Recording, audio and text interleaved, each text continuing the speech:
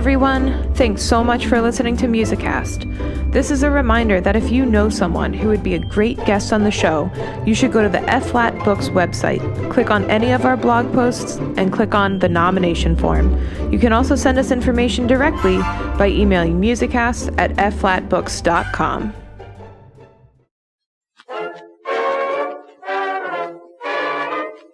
Hello all, welcome to another episode of the Musicast podcast.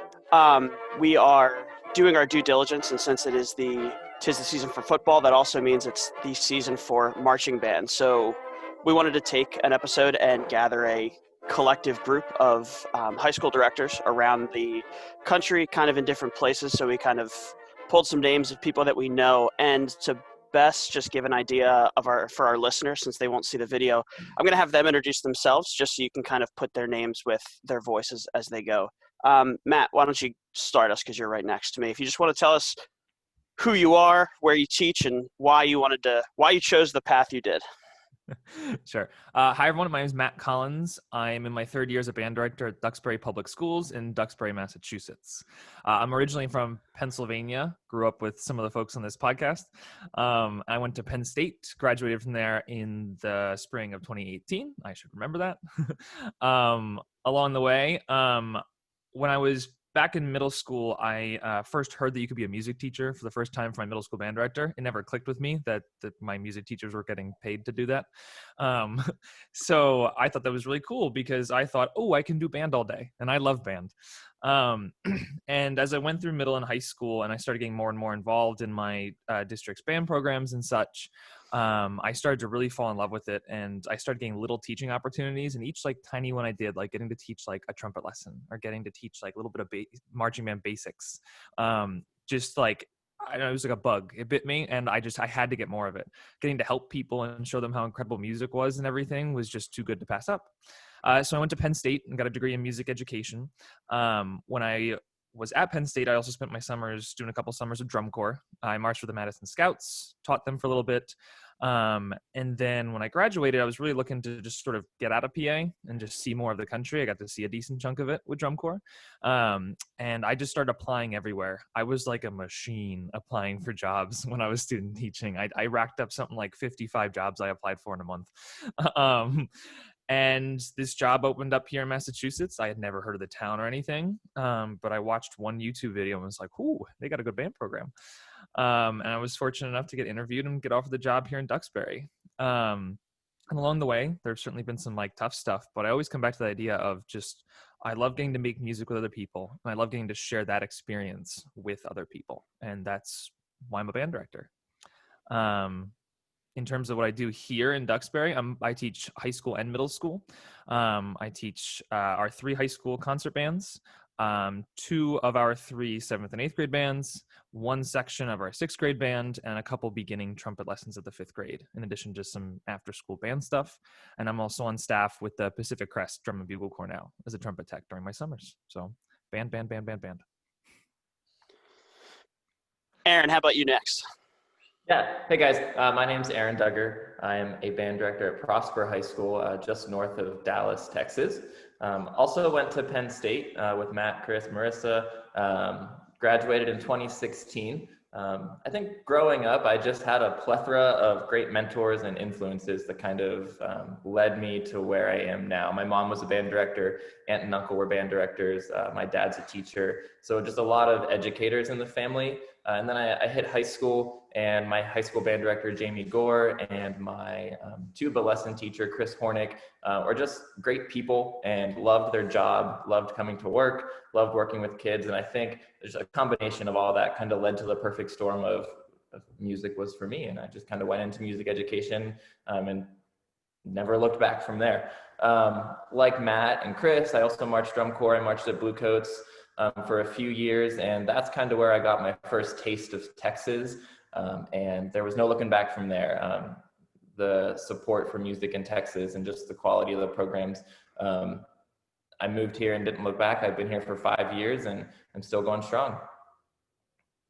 Awesome. And rounding out our panel of high school band directors is Chris. Chris, why don't you introduce yourself? Good morning. My name is Chris Ballentine, and I am the Director of Bands and Orchestras at Easton Area High School in Easton, Pennsylvania. I'm going in my third year now of teaching at Easton and sixth year overall teaching. I started out teaching at North Hills High School and middle school and elementary schools in Pittsburgh, Pennsylvania. And then 3 years ago, I came back to Easton, which is my high school alma mater.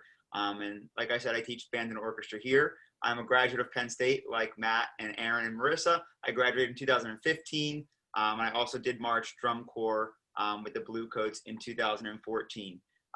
In terms of why I wanted to become a music teacher, I think I am one of those people that wanted to teach first and then needed to figure out what I wanted to teach. And then around the middle of my junior year, which is kind of late for, I think, for a music ed person, around the middle of my junior year in high school, I finally figured out that I really enjoy music and I really like to teach, and it's a perfect combination together. But I just really like the aspect of music that brings people together, and the teaching of so many skills through music, and then also just giving kids such a great experience overall outside of school with different activities like jazz band and marching band. So those are some of the reasons why I really enjoy teaching. Awesome. So I actually want to dovetail off something that Chris said and then Matt said. 4 of the 5 of us here are high school band directors. So we're going to try and talk about it as non-biased as possible. I'm not calling you out, Marissa. It's just a statement of fact. But Chris, you mentioned giving experience to kids outside of like a normal school situation. And Matt, you finished your thing by saying you do band. And we're trying, or today we're going to kind of focus on the marching band side of things. Marching band is like a tiny piece of what you do as a high school band director. For you personally, and also for you in your school setting, what is marching band to your school or to your school community?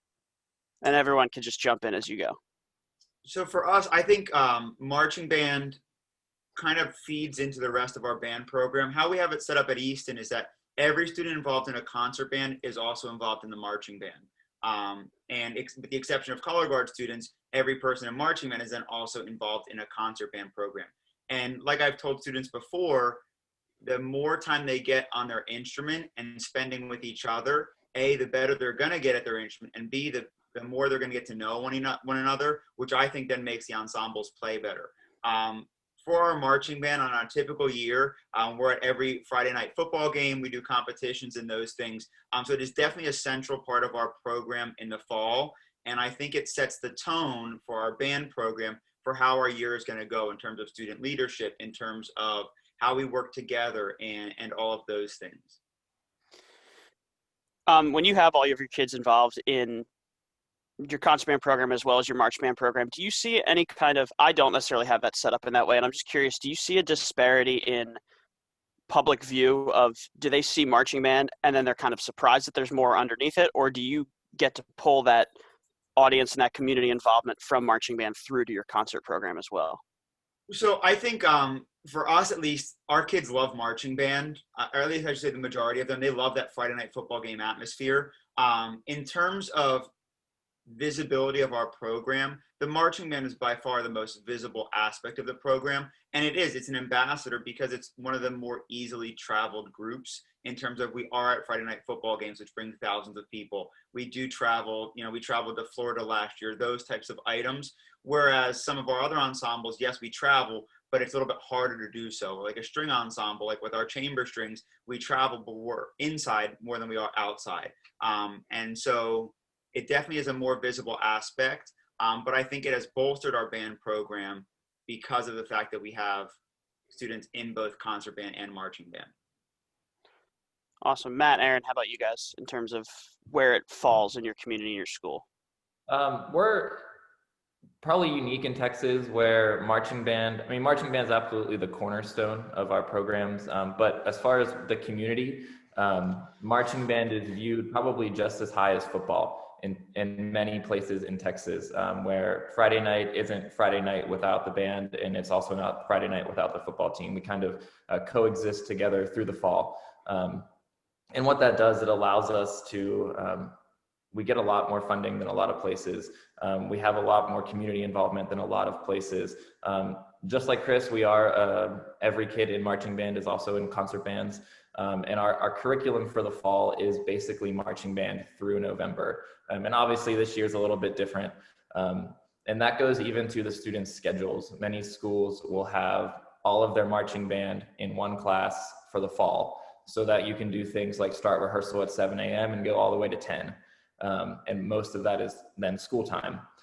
We do have the 8-hour rule in Texas, which kind of dictates how much we're allowed to rehearse marching band, and that's 8 hours a week. So by doing that and making sure all the kids are also in the concert band classes and then combining those classes into one, we're able to kind of get that extra rehearsal time that we need. And then our schools are great that once marching season and the first semester is over, all our band students then will get new schedules where we'll split up into however many bands we have. So in our case, the marching band would split into 4 different classes, so we can then go on to the concert side of things. So marching band, 100% the cornerstone of what we do and kind of why we're able to do everything else that we can accomplish down here. Awesome. I don't teach marching band, so I'll just go. So we have a pep band at my school, and we do march for Memorial Day parade. And just sort of those basic points, but we actually don't have like a standing marching band at our school. The reason is back in I think it was 02, 03, 04, when my predecessor was still here and everything, they had 3 people on staff for their 200 plus kid marching band, where everyone was in marching band at the time. Everyone who was in the band program had to do marching band. And there was budget cuts, and they said, look, we're going to cut a staff position off that. And he said, you can't leave 2 adults with 200 kids. You can't do that. That's not safe. And they called his bluff and they canned the marching band. And they were unsure what that was going to do for the program, but I think they've kind of taken it and run with it. I'm not saying this isn't an anti-marching band rant or anything like that, but it's cool because it's opened up some opportunities. We could kind of adopt almost the Texas model for instrument lessons at my school now. So in our high school, we have 3 concert bands, the top 2 bands. It's required the students take private lessons and then take them at the school. We got about 10 practice rooms where professional teachers hop into the school and they teach lessons after school, and we set a standard rate and everything and a standard time limit. And then our high school students in turn teach private lessons to our middle school students. And that whole program has really helped all the bands top to bottom flourish. And it didn't exist before because marching band was a big time drain, and we couldn't host lessons during the school day. So it just kind of scheduling wise worked out for us. Pep band is something that every student at my school is required to do at least 1 pep band game. We only do pep band for home games. We don't travel or anything. Students aren't as into it because football is also not a huge sport in New England. Our school has a successful football team, but football is just not as big of a thing. Everyone loves the Patriots up here. As an Eagles fan, I came into enemy territory, but it's not as big. But the community definitely appreciates the pep band. And like Chris was saying, it's still a huge part of who we are because it's one of the more visible parts, which for us is a little more baffling than it is for a normal school, I guess, that has a marching band, because we only do pep band for 4 or 5 football games a year, and then we do Memorial Day. But I harp on it to the students all the time that those 5 instances a year for some community members is their entire picture of the Duxbury band program, which is a little unfair, but considering that's such a small percentage of our actual overall program and everything, but it's still a super visible part. So it's still a very important part to us, and the students still do enjoy it and everything. We just do it at a sort of scaled back level because it isn't as big of a thing for us. So do you feel like, and I think you kind of answered this already, Matt, but do you feel that in terms of, I agree with what Chris said in terms of our marching band is really our ambassador for our program, because that's just what's visible. It's the Friday Night Lights thing. It's just what you see. Is your pep band kind of taking the place of that? Or do you find, are you finding maybe more opportunities than we might find with that easily gone to marching band thing? Do you find opportunities for people to see more of your program? No, we're still kind of in the same dilemma, I would say. When we travel with our groups, our top groups at the high school, the wind ensemble, the chamber singers, and the string ensemble, our top 3 performing groups, they travel every single year somewhere in place of a marching band traveling. And then every 4 years, the whole music department at the high school goes to Disney World. And so those trips are a pretty visible part because so many people are involved in getting the ball rolling, because it's a lot of people involved in those things. And we certainly do try to harp up our concerts. We have a beautiful performing arts center. We get a decent amount of people coming to our concerts and stuff. But you can't escape that, Friday night football, regardless of where you are, even if it's New England where it's not as big as Texas or Pennsylvania or something like that, that's still such a draw for a community that, that pep band still is like one of the big, like, shiny beacons of what our program is to like the community. Again, even though I think it's unfair representation, but. Right. So with that in mind, like, and that is, it's one small part, and this is kind of a twofold question, but it's a small part of what we do, and there's so much that we do behind the scenes, and we equally value those other parts, if not wish that more attention could be spread to there. How do you guys balance the amount of time that goes into, because, and marching band is one of those things that if you're looking on the outside, I think it's hard to understand everything that goes into, like, the choreography, the set, the march, or the uniforms, the color guard, every single person has their spot. There's 1,000 things you could list, and that's one part. That's an extracurricular part for most of us of our job. How do you balance that with everything else that you do? This is more of a personal question. I found pretty early on, especially in Texas band during the fall, it's crazy, just the amount of effort and just time we put into what a fall competitive show looks like.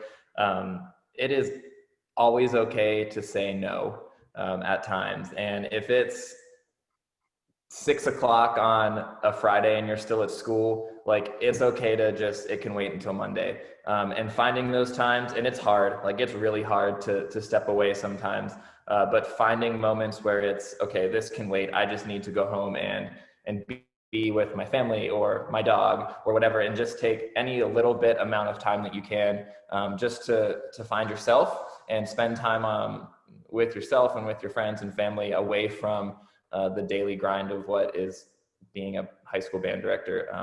That is super important. And it's also one of the hardest things that I think we all have to battle, is when is the time to just close the door and walk away. So that was a lesson that I learned early on. Yeah, I can hop in next. I think balancing it is definitely a kind of a magic trick that I haven't mastered yet in terms of how to balance marching band with the other components. One of the things that, for me in the fall is that marching band is such a central component because it is our largest ensemble, with about 300 kids in it, but also balancing it from a kid perspective of, getting our chamber string started, which is an after-school ensemble, getting our jazz band started, which is an after-school ensemble, and then thinking about our kids that are in marching band, jazz band, marching band, chamber strings, jazz band, and then also if they participate in a sport, and trying to balance it out time-wise for them too. So we kind of try and be creative with that. Our marching band doesn't rehearse. We only rehearse 4 hours a week on a typical year, 2 hours on Tuesday, 2 hours on Thursday, and we don't do a lot of competitions.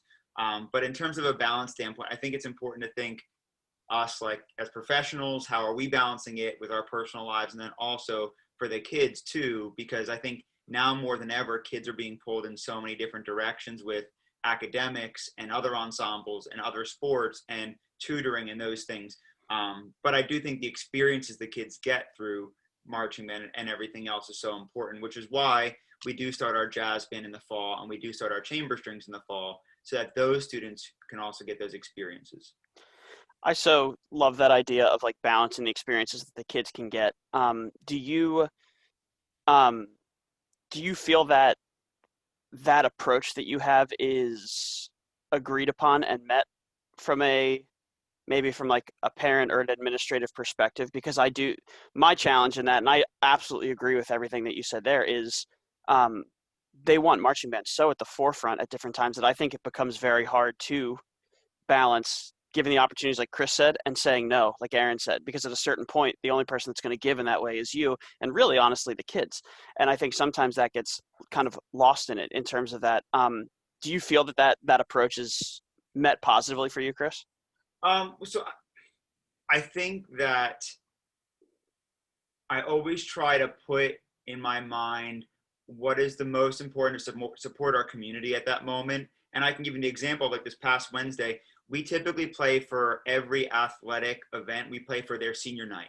So yes, we do the Friday night football games in a regular year, but this year we also did the boys soccer senior night, the girls soccer senior night.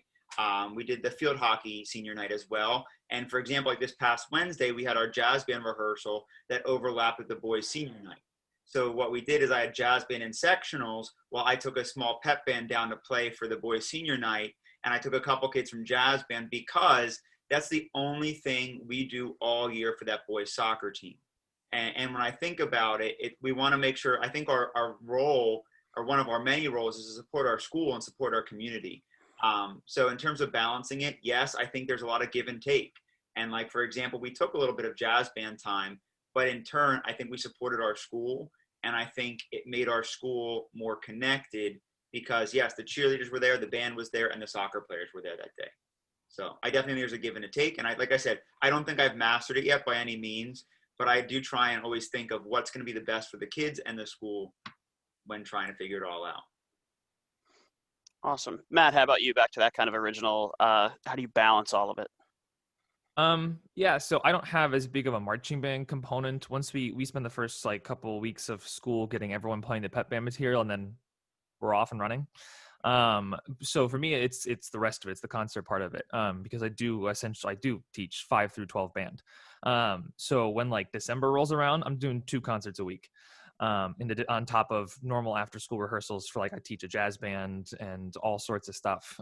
So it gets to be a lot. And I just, exactly what Aaron said.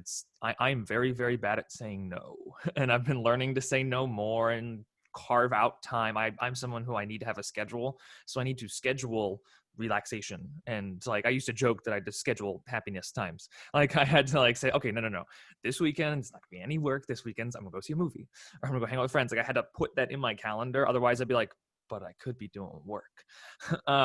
So I just had to be very, very diligent and very deliberate about it. And during the day, this year our schedule is different, but normally we have a rotating schedule. It's like a waterfall schedule type of thing. So different blocks, different periods every single day. And it's a lot to keep track of. It's like a 14-day rotation with the middle school. And it's wild. And so it's just been a lot to jump from band to band to band. And you have to be so many different people at the same time that I have to remind myself why I'm doing it in the first place. I love band.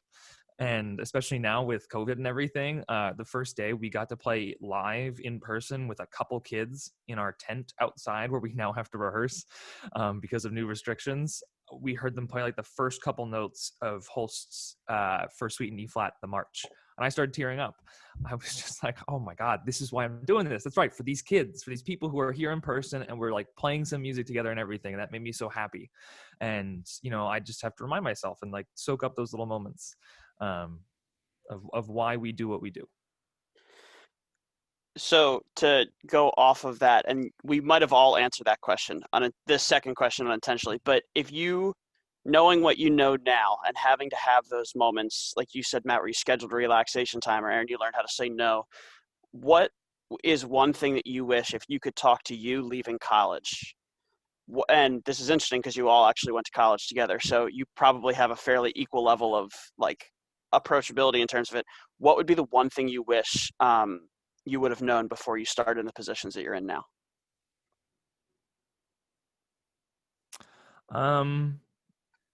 Yeah, I would say I was, I was super focused on the music part of it, obviously, when I was coming into this particular job. And, in class that we always talked about how we as band directors have to be collaborative with everyone else in the school, and especially administrators and stuff like that. And I'm very lucky. I have a very supportive admin at my school. When we were told we couldn't play inside anymore because of COVID, they're like, cool, what do you need? We got you. Which is awesome. And, my high school principal used to be the choir director at the high school. So, he's got some inside knowledge with that. And so it's been fine on that end, but I always remind myself that we have to communicate better with everybody in the school, top to bottom, and other teachers and like guidance departments, to work with scheduling and stuff, and other teachers who want to schedule things and kids getting pulled out of class for trips, and it's everybody. And it's always communication. When something goes wrong, it's normally because somebody didn't talk to somebody. And, we all have the best interests of the kids at heart and everything. But we have to remember to talk. And I have to remind myself of that too. And I teach I only teach in one band room, but I technically teach at 3 different schools. So I very quickly and very easily will get lost in the sauce and forget who I'm supposed to email for stuff and whatnot. And other people forget about us too. We're tucked in the corner of the school and everything. And we have a bunch of different band directors. They'll often forget who to email. And it happens, stuff happens, and life gets crazy and school gets crazy, but it's the communication part. If we just talk more, things work out. Yeah, I totally agree, Matt. And especially Penn State, I think I left Penn State feeling really comfortable just teaching the music side of it. And I think I could walk into a classroom and I could teach whatever lesson I needed to teach. And I think it's probably the case for most schools. So not just to like talk about Penn State. I don't think there's enough time spent on things like the communication and the admin side of it, and how to actually how do you run a band program of 300 kids, aside from teaching them for the 40 minutes a day that you see them. And then with that, what we kind of talked about before, the wellness side, both wellness as a director and wellness for the students. Like, how do we not only give them all the experiences that we know they need to make it the best time for them, but how do we also kind of manage that and not forget that, all right, some of these kids are 13 years old. Some of these kids have X, Y, and Z. And then kind of back to the director side, how do we also manage that we also are human beings who have families and that kind of thing. So just everything outside of the 40-minute teaching period that we have a day, I think every music program in college can maybe spend some more time preparing us for that side of it. Yeah, I agree with all that as well. I'm going to go back to something Matt said about like the musical moments type of thing, and like finding those little moments where we're like, oh yes, this is so worth it. Like those little times. I think in terms of something I wish I could go back, and if we could have more of, it would have been more observation, and it wouldn't be necessarily observation of teachers teaching, but of observation of everything that's not teaching that goes into the band director job and the orchestra director job and the choir job, like everything music. Because something that I find is that, yes, I teach music, but a lot of my job is everything except that.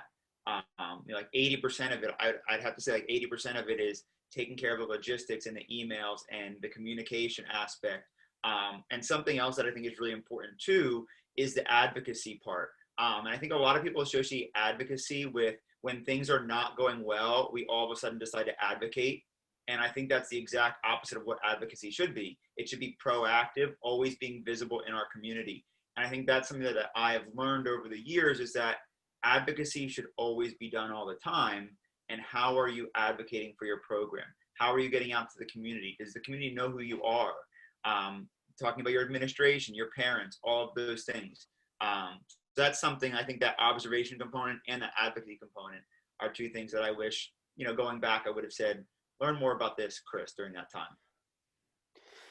I definitely think, and there could be a million reasons why. And I went to college at Duquesne, so I went on the opposite, more or less the opposite side of the state, or one of the other sides. But I feel the same way in terms of like, I felt like I left with a really good idea of how to teach music exactly, but the daunting task of administratively taking on these things, because when you think about the amount of times that you have to fill out bus requests or sign up for this, sign up for the football games, plan homecoming, plan competitions and all these things, a lot of coaches have an athletic director and they send it that way and it's taken care of in that way. And that's kind of left on you. And that's, Aaron, kind of to your point as well, jokingly, I had someone tell me once that they refer affectionately to the high school band director job as the single person's job, because if you don't learn to say no, you could quite honestly never leave and still have stuff to do. And you have to know how to balance it. And I don't know if it's something that I would want to scare people away and say, you have no idea how much of this isn't teaching music. But I think that there's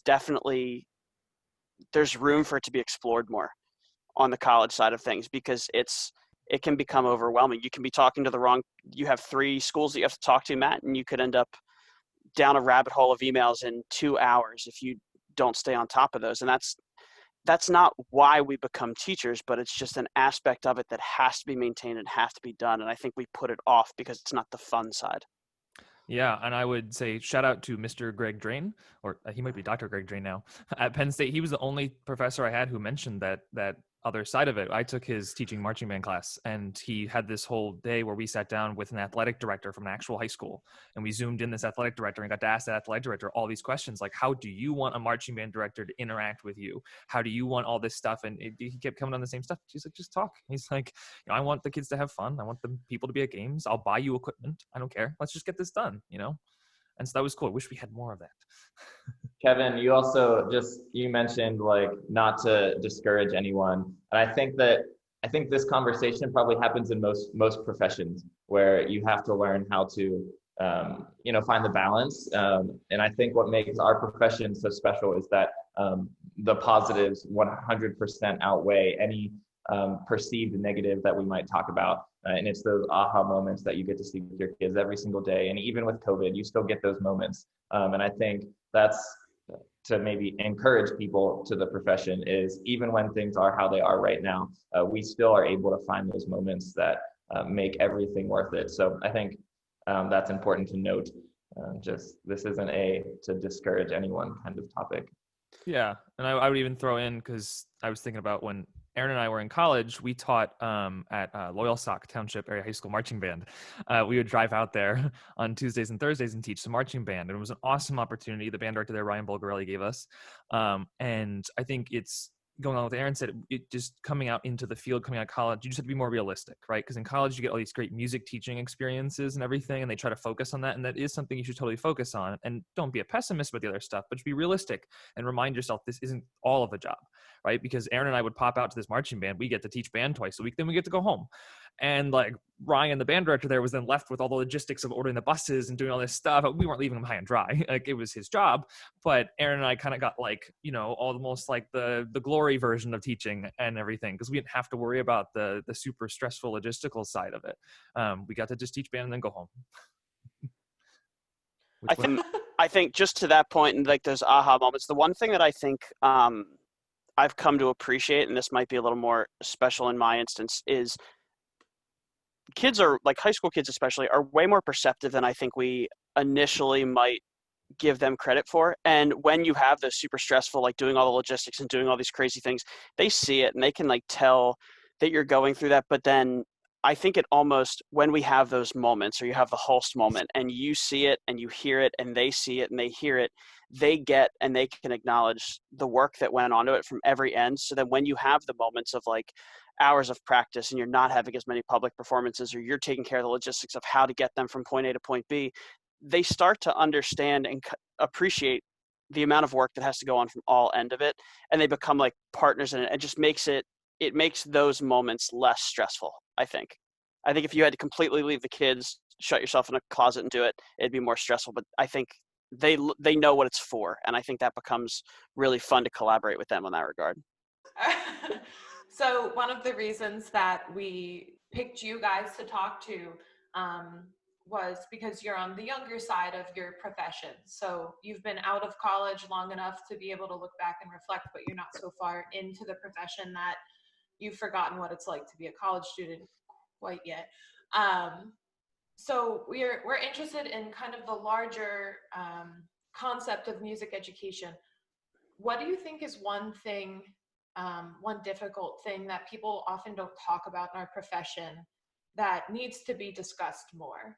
I know like one thing in my mind, it comes to the forefront immediately every time, but is there anything that you think our profession's not talking about enough that needs to be brought to light? I would say self-care is the big one, at least for me. I know I get very much buried in work, and I'm a task completionist kind of guy, and I get so caught up in that I often ignore my own like personal health and well-being very frequently. And COVID shutting down everything, kind of being in quarantine the last 6 months kind of made me come to a personal reckoning with that. And I'm doing a heck of a lot better now than I was at the beginning. But if I hadn't had that time where like the whole world pressed pause for a second and I had time to focus on me, I don't know if I would have. I probably would have just kept trucking along. I would have gone straight from band directing all day, every day in the spring to going to do drum corps the whole summer and then coming back again. I can't overemphasize enough how important it is for you to take care of yourself and build in little times to not do your job, and build in times to be happy, and build in times for friends and family and significant other, and go to doctors. If you feel bad, go to doctors. That's what they're there for. That's something I'm bad at too. But yeah, you got to watch out for yourself, and hopefully you have someone in your life who will help you watch out for yourself. But often, like, again, as band directors, we like to bite off more than we can chew quite a bit. And we need to be the ones to remind ourselves to, like Aaron said, say no and take a step back and take care of you. Yeah, I think that mental health component is really important. And I think, like Matt said, from a director's side, and again, kind of going from a student side too, I think musicians a lot of times are kind of perfectionists in many ways. Like, we want to get it right. We want to get it perfect.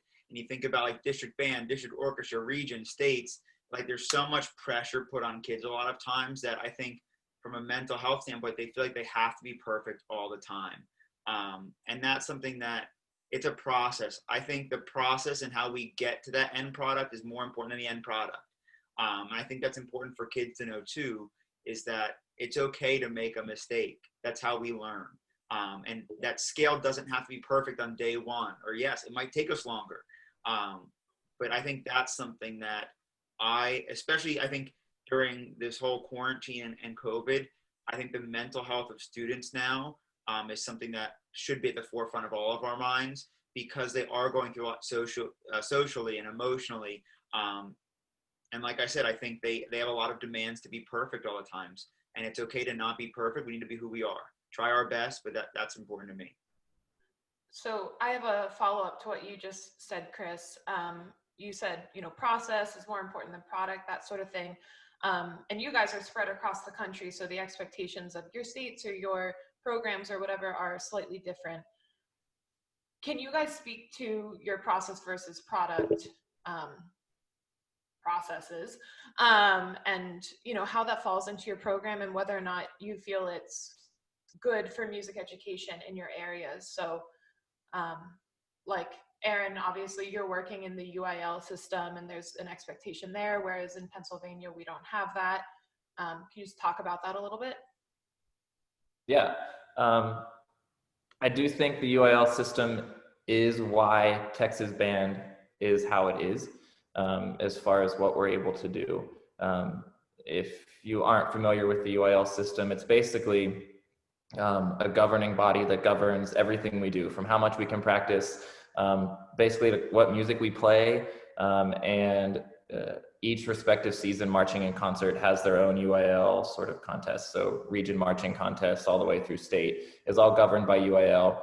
That's dictated with how much we can practice, and so on. And then same thing in the spring, concert and sight reading. The prescribed music list is basically a list of hundreds, probably thousands of pieces that we have to choose from to play, to be evaluated on in the spring. And that kind of guides our curriculum. On a surface level, it sounds limiting. And I'll be honest, when I moved here, I was like, you're telling me I have to pick from just this list of what to play. And then someone's gonna tell me if I did my job right based on the rating I get.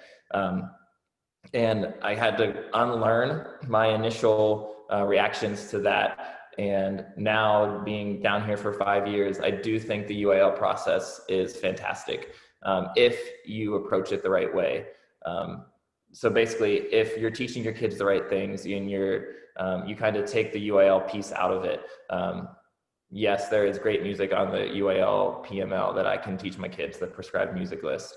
And if I approach every day from, I just need my kids to be better from where they were yesterday, and make sure that you're not getting caught up in, okay, I need to get a 1 in 3 months, which means I have to pick the easier music, or I have to do this way, or I can't teach them this, I have to rote teach it, kind of thing.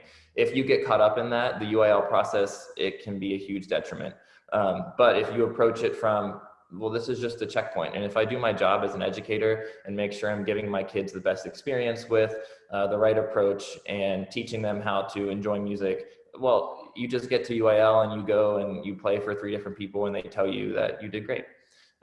So yes, the UIL process might seem limiting, but I really think it's our job as the educators to make sure that we approach that process like it was meant to be, as just a way to guide us and give us roadmaps and checkpoints on our journey of teaching the kids.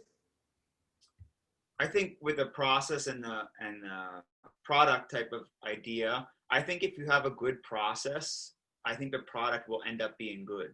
And I think, to kind of relate it to this year, this year is different in every aspect possible. We all know that.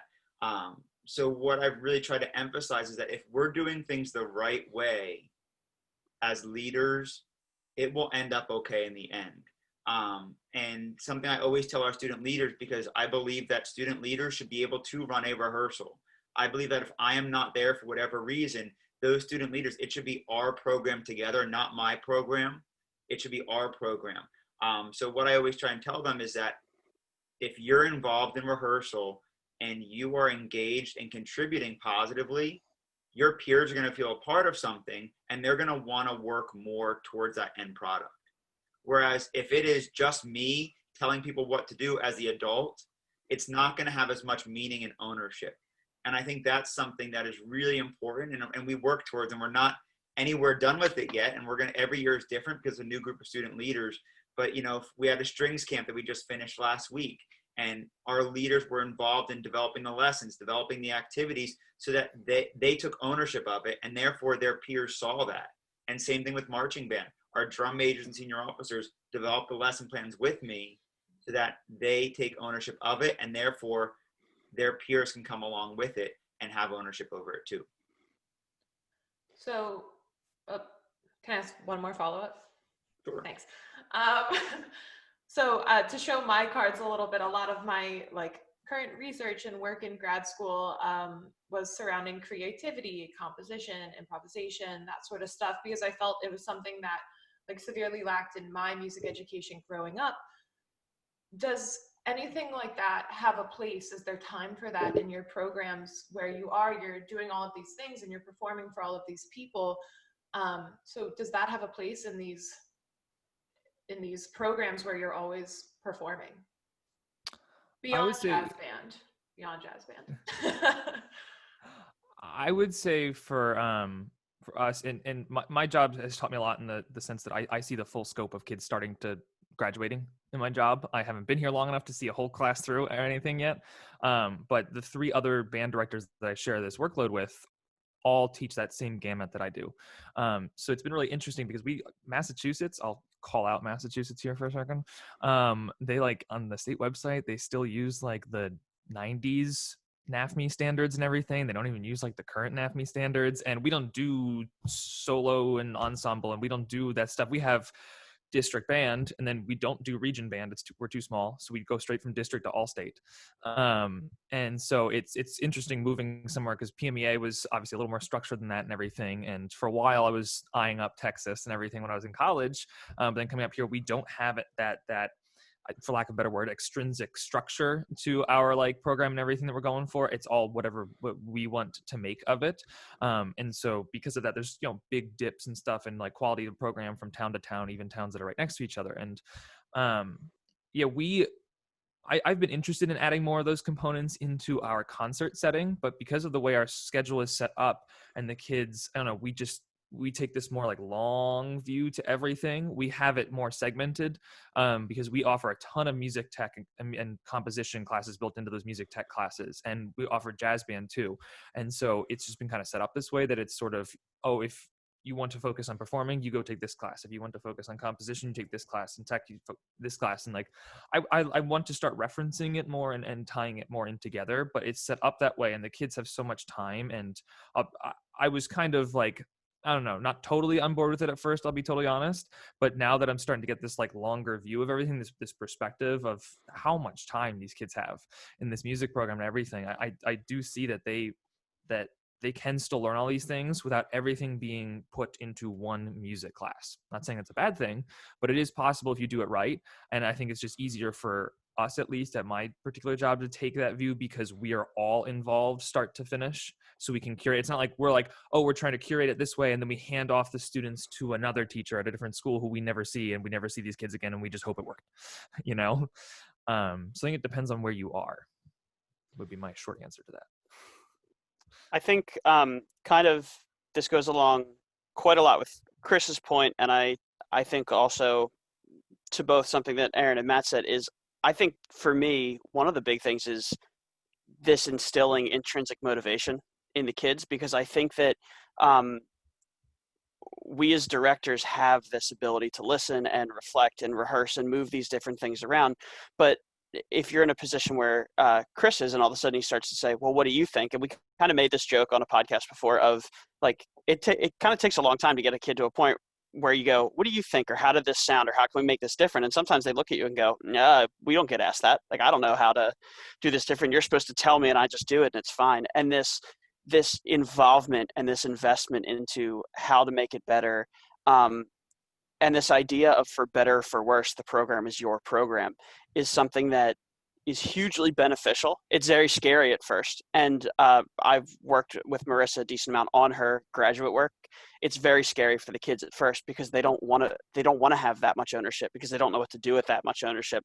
But if you look a little farther down the road, maybe where Chris is at in terms of what that looks like, now their program is well and truly theirs beyond just like a statement of that. And they're making it what they're making it in spite of anything happening and stuff like that. And they can take a lot of pride in that. And I think that's a massive thing. And I think it's something that it's easy to let slide to the side as you're trying to get to product all the time. Yeah. Like you said, it's definitely scary at times. And I think that's a very good term. I think it is scary at first. I think for the kids, leadership, I always say this is the hardest thing they're going to do, because leadership isn't about being everybody's friend all the time.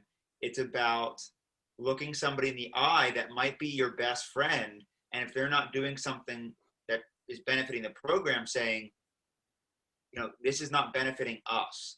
We talk a lot about I, me versus we, us statements.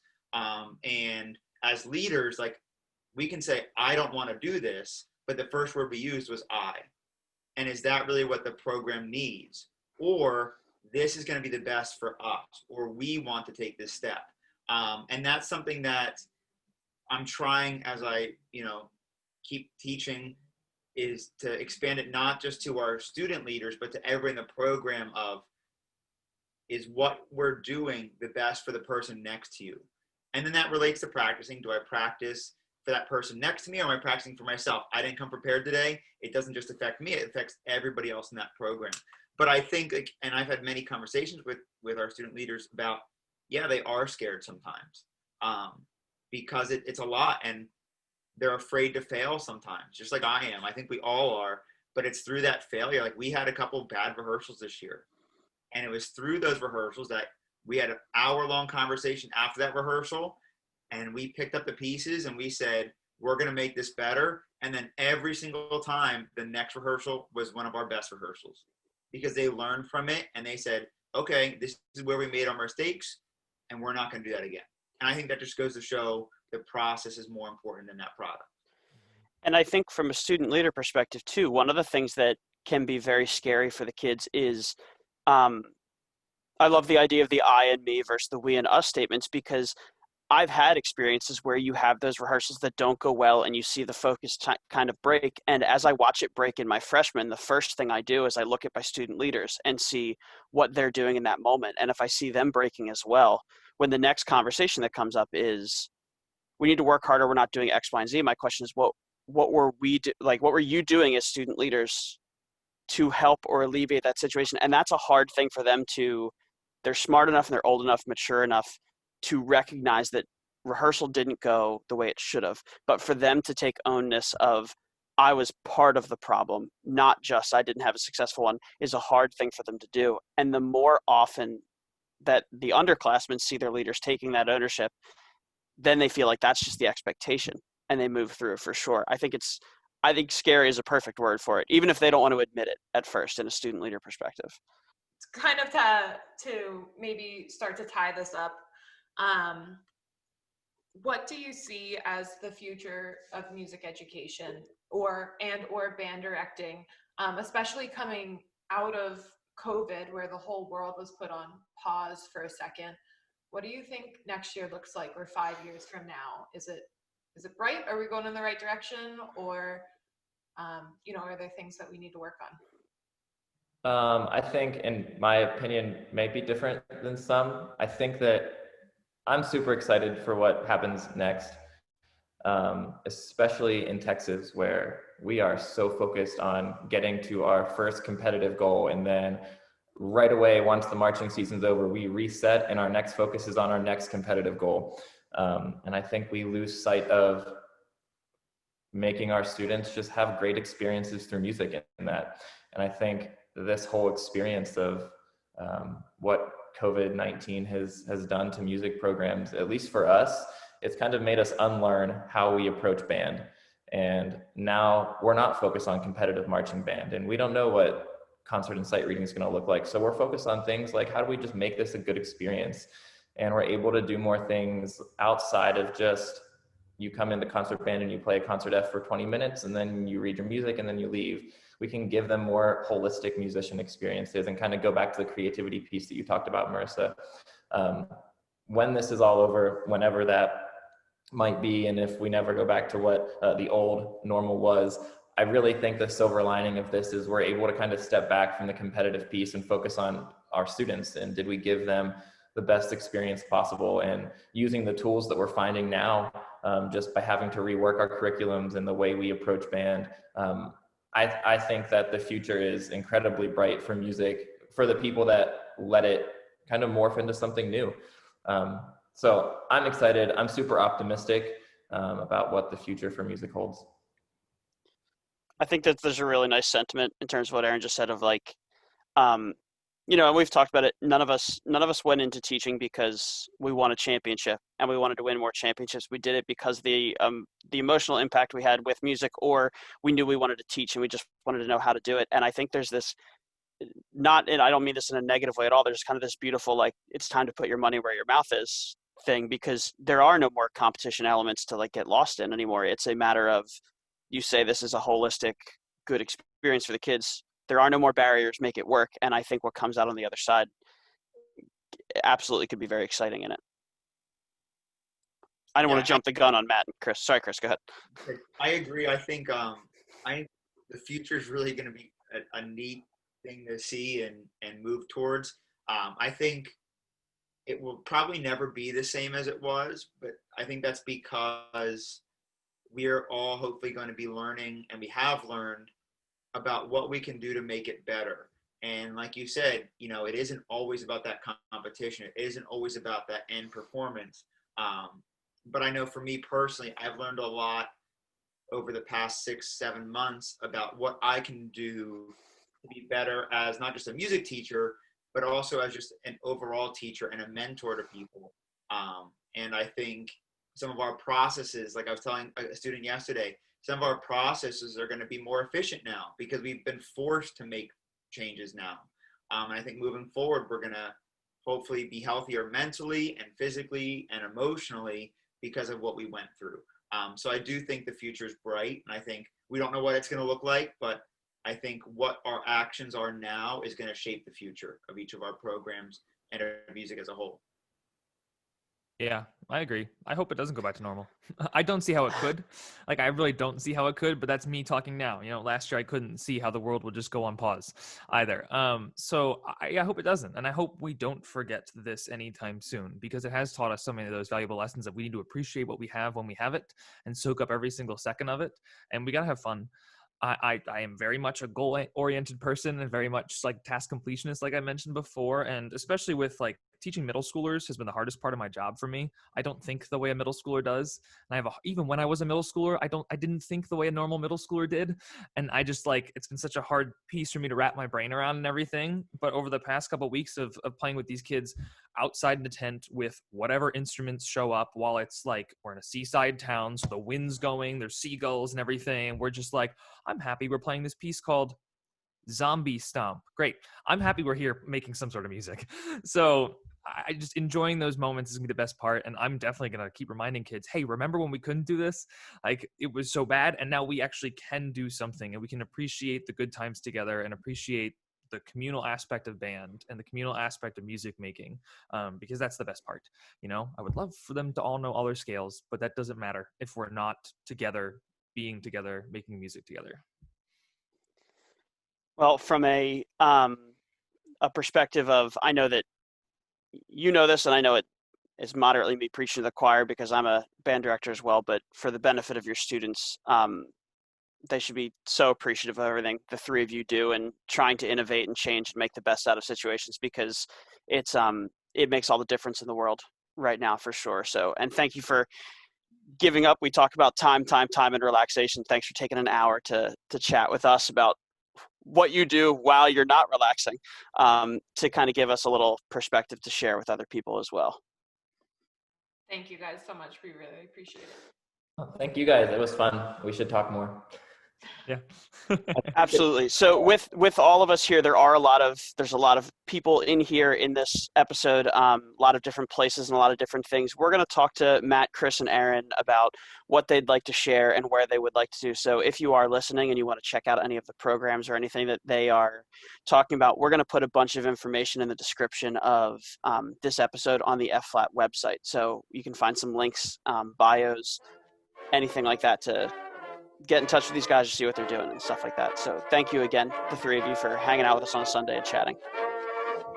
Thank you. Thanks for having us.